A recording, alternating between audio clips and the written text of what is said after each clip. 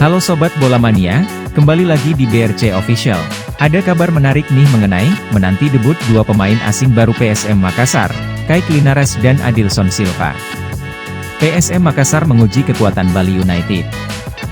Duel kedua tim ini merupakan playoff internal memperebutkan satu jatah tiket Liga Champions Asia 2023 hingga 2024. PSM Makassar dan Bali United bertemu dua leg.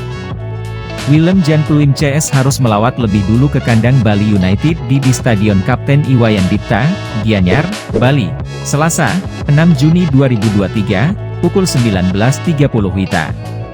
4 hari berselang, PSM Makassar akan menjamu Serdadu Tridatu di leg kedua di Stadion B.J. Habibie, Parepare, Sabtu, 10 Juni 2023, pukul 19.30 WITA. Pelatih PSM Makassar, Bernardo Tavares menyiapkan dua pemain asing barunya, Kayk Linares dan Adilson da Silva. Keduanya telah ikut di latihan perdana PSM Makassar di Stadion Kalegoa, Kabupaten Goa pada Kamis, 1 Juni 2023. Lawan Bali United bisa jadi debut Kayk Linares dan Adilson Silva dengan klub kebanggaan masyarakat Sulawesi Selatan, Sulsel, ini. Jika Kayk Linares dimainkan lawan Bali United, pemain berpaspor Filipina ini akan membuat trio pertahanan dengan Yuran Fernandes dan Erwin Gutawa atau Safruddin Tahar. Sebab, pelatih PSM Makassar, Bernardo Tavares sepertinya akan menerapkan skema 3 back. Karakter permainan Kayk Linares adalah ball-playing defender. Bek berusia 23 tahun ini juga bisa menjadi stopper di lini pertahanan. Postur tubuh tinggi dan kekar yang dimiliki, membuatnya sering memenangkan duel dengan striker lawan. Paling mencolok adalah kemampuan Kayk Linares dalam membaca serangan lawan. Selain bertahan, Kayk Linares juga bisa mengalirkan bola ke sektor penyerangan. Akurasi umpan yang baik membuat Kayk Linares mampu memanjakan rekan-rekan penyerang di timnya. Sedangkan Adilson Silva bisa diduetkan dengan Everton Nascimento di lini depan. Kalau pemain berpaspor Portugal ini diturunkan sejak menit awal, Pluim akan ditarik bermain kembali ke posisi awalnya sebagai gelandang serang. Pluim akan menopang Everton dan Adilson Silva sebagai juru gedor. Adilson Silva bukanlah striker kaleng-kaleng. Keunggulan dari Adilson Silva adalah penempatan posisi dan ketajamannya. Ketajaman Adilson Silva akan semakin terlihat ketika berada di kotak penalti lawan.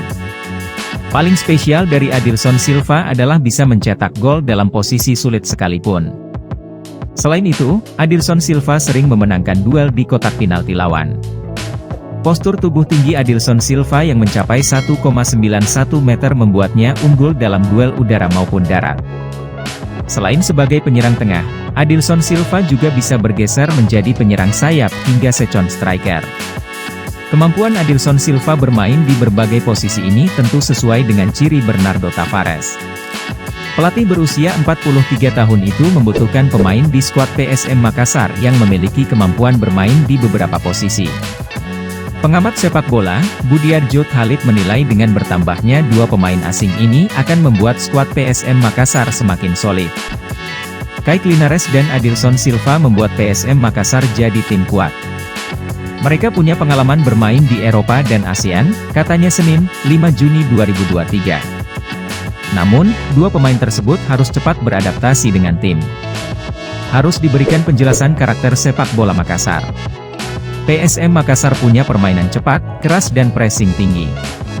Ini mereka harus pahami, terang ex-pelatih Persik Kediri ini. Teku waspada kekuatan PSM Makassar. Pelatih Bali United, Stefano Cugura mewaspadai kekuatan PSM Makassar. Pasalnya, skuad PSM Makassar tidak banyak alami perubahan. Bahkan, mereka sudah melengkapi kuota pemain asingnya. Ia pun masih meraba-raba kualitas dua pemain asing baru Laskar Pinisi, Kayk Linares dan Adilson Silva. PSM Makassar tidak banyak perubahan dalam tim, pelatih masih sama. Pemain asing baru mereka sudah datang. Kita belum tahu kualitas mereka, Kayk Linares dan Adilson Silva, sebut Teku sapaan akrab Stefano Cugura saat pre-match konferensi pers Bali United versus PSM Makassar, Senin, 5 Juni 2023. Makanya, juru taktik berpaspor Brasil ini meminta anak asuhnya kerja keras di pertandingan. Apalagi akan disaksikan oleh belasan ribu supporter di Stadion Kapten Iwayan Dipta. Kemenangan pun jadi target di kandang. Dengan begitu akan memudahkan Bruno Uri CS ketika melawat ke Stadion B.J. Habibie pada leg kedua. Kita harus kerja keras, mensupport pemain kita. Menang dulu, tapi kalau kita bisa menang lebih dari 1 gol, di kandang, pasti main di Parepare lebih bagus buat kita, pungkasnya. Nah itu dia Sobat Bola Mania untuk update kabar kali ini, bagaimana pendapat kalian Sobat? Tulis pendapat kalian di kolom komentar ya Sobat dan jangan lupa untuk like, comment, and subscribe.